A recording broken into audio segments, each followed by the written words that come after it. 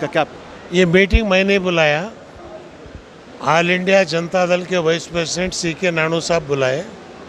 उस मीटिंग में पूरे जनता दल के स्टेट प्रेसिडेंट्स मध्य प्रदेश से, यूपी से, तेलंगाना से, आंध्रा से, उसके बाद जो है केरला से, तमिलनाडु से, सब इसमें हिस्सा लिए और नेशनल काउंसिल के मेंबर्स हिस्सा लिए।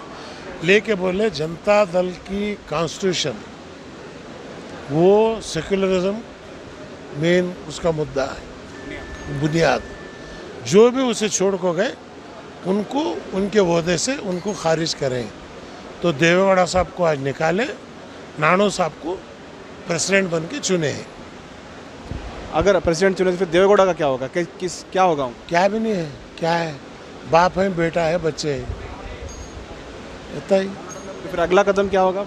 अगला कदम कुछ भी नहीं है। हम अपनी पार्टी